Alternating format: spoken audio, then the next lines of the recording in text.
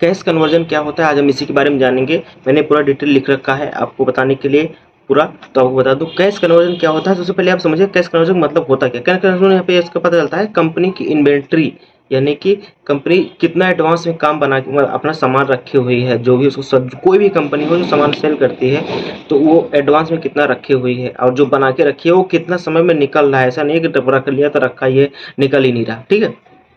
तो इसको ही बोलते हैं कैश कन्वर्जन। जो सामान बना के रखा हुआ है या फिर जो सामान बना रही है वो कितने समय में निकल रहा है, यानी मोस्टली एक बैंक के हिसाब से 90 दिन अच्छा माना जाता है कैश कन्वर्जन वैसे इन्वेंट्री के लिए, ठीक है।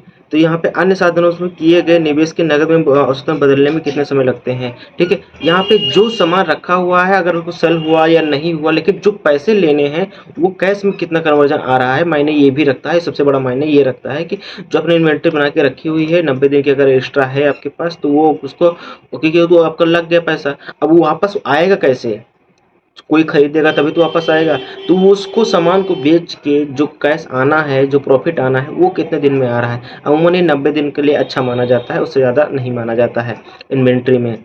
लेकिन अगर सेल हो गया है तो 60 दिन का अच्छा माना जाता है, ठीक है। इन्वेंट्री और सेल, अगर मान लीजिए प्रोडक्ट आपने किसी को बेच दिया वो पैसा 60 दिन के अंदर में आ जाना चाहिए, बैंक का ऐसा मानना है। और बाकी हर संस्था कंपनी का अलग अलग रूल हो सकता है, ठीक है। तो यहाँ पे हम बात करने वाले हैं, ठीक है।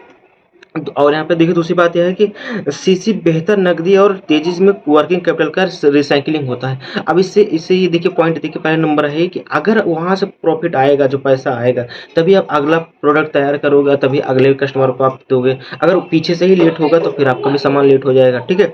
दूसरे नंबर पे इन्होंने बताया है कि ज़्यादा समय लगना कैश फ्लो पर दबाव पड़ता है, यानी कि अगर समय में ज़्यादा समय लग रहा है, 60 दिन से ज़्यादा या कुछ समय से ज़्यादा लग रहा है, तो उसके बाद सिंपल बात है मैंने आपसे सामान ले लिया और उनको पैसा ही नहीं दूँ तो फिर आप कैसे आप लगा काम करोगे नहीं। इससे क्या होगा, दबाव होता है। आप अगला जो मैन्युफैक्चर है, जो सामान है आपको जो बनाने हैं, जो खरीदने की, कि आप भी कहीं ना कहीं रॉ मटेरियल खरीद के वो सामान बनाएंगे ही ना, तभी तो आगे सेल करेंगे।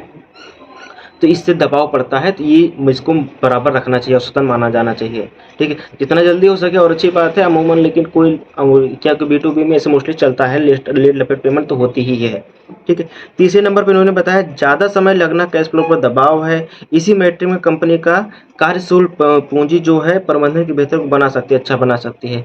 मतलब कि इन्होंने सीधे सीधे ये कहा है भैया कि अगर आपका जो कैश कन्वर्जन है अगर वो 60 दिन के लगभग आसपास में है तो ठीक है। अगर ज़्यादा समय लग रहा है या फिर उससे और ज़्यादा समय लग रहा है, इससे आपके इस मार्केट में प्रभाव पड़ेगा आपका, क्योंकि आप भी कहीं से मटेरियल लिए होंगे तो आपको भी पैसे देने होंगे। ऐसा तो है नहीं कि आप अपने घर से बना रहे हैं, तो सिंपल सी बात है।